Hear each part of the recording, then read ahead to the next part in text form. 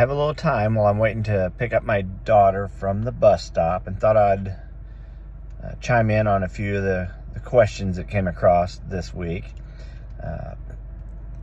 Question number one from a 10-year-old girl who began watching my videos, and interestingly enough, her question was, "Hey, do people this age actually do martial arts?" The answer to that, absolutely. And that's the goal behind this channel, is to show that people of all ages can in fact participate in the martial arts. Martial arts are very good for many things. I started out young, at the age of 8, learning how to defend myself because my father passed away. My mother did not know how to teach us to defend ourselves back in the 60s. Some of the kids were a little rougher than they should have been, and my brother was held up at knife point, and my mother did not know how to handle that type of situation. So she enrolled us into a martial arts school that was in the bottom of a laundromat by two individuals who had been training in the arts for years at that point.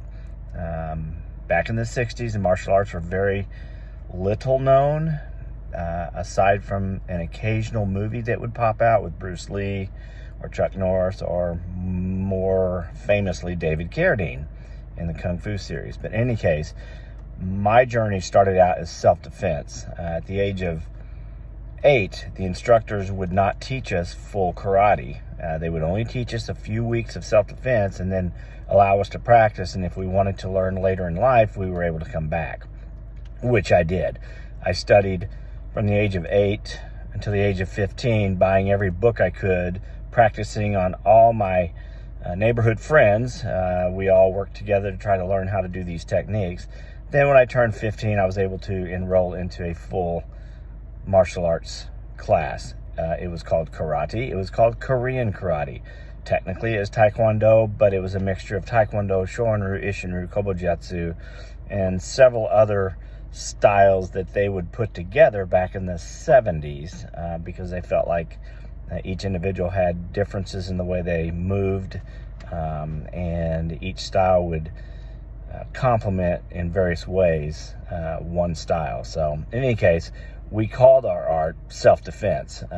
We were actually promoted to black belts in self-defense, even though we used the International Taekwondo Association forms or katas.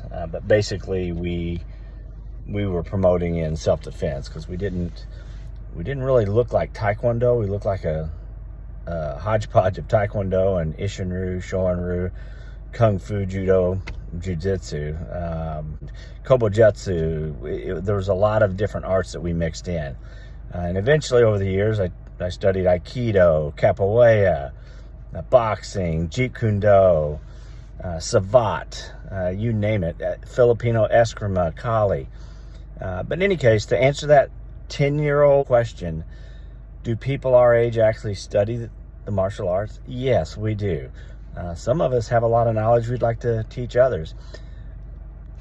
A second question that came up was, why teach the L stance in the back, which is a back stance, when the Jeet Kune Do stance seems a little more stable?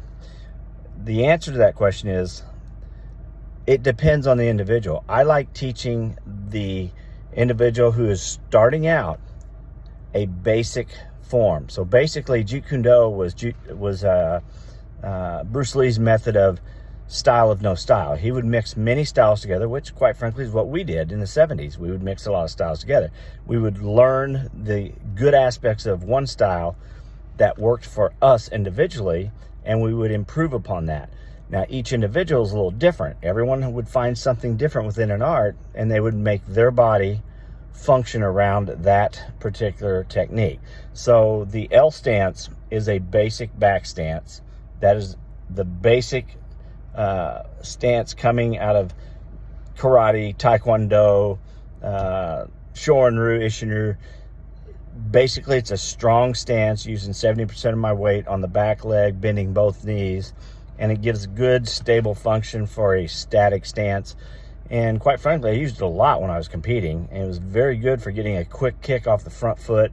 It's very good for getting a very powerful roundhouse off the back foot, and I could jab cross with my punches very easily. I could block many things. So the stance is very good all by itself, but each individual may take that stance and morph it into what works for them.